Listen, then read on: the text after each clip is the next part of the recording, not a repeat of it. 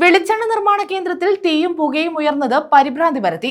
കൊല്ലം രാമൻകുളങ്ങരയിലുള്ള ചക്കിലാട്ടി എണ്ണ നിർമ്മിക്കുന്ന വിനായക ഫുഡ്സ് എന്ന സ്ഥാപനത്തിലാണ് സംഭവം.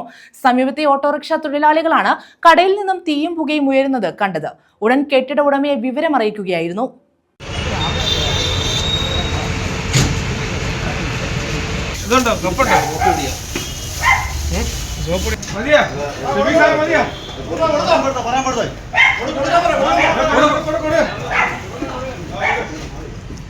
വെളിച്ചെണ്ണ നിർമ്മാണ കേന്ദ്രത്തിൽ തീയും പുകയും ഉയർന്നതാണ് പരിഭ്രാന്തി പരത്തിയത്.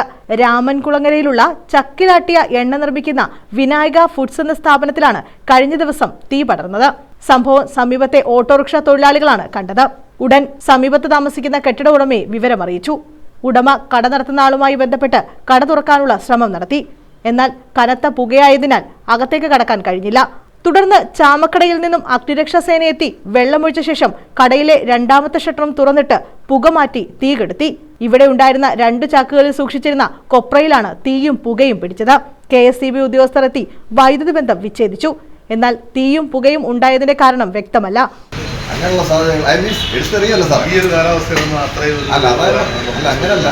സാധ്യതകൾ മാത്രമേ ഞാൻ പറഞ്ഞു. അതല്ലാതെ ഇതിനകത്ത് വേറെ ഷോർട്ട് സർക്യൂട്ട് ഉണ്ടാകുന്ന സാധ്യത അവിടെ ഒന്നും വെക്കുന്നില്ല. രണ്ടാമത്തെ സാധ്യത നിങ്ങൾ ഇതിനകത്ത് വലിക്കുന്നവരാരുമില്ല. പിന്നെ മൂന്നാമത്തെ സാധ്യത ഇവിടെ കിടക്കണം, അതായത് ചന്ദനത്തിനെ കൊതുക് വരും, ആ സാധ്യതയും ഇല്ല.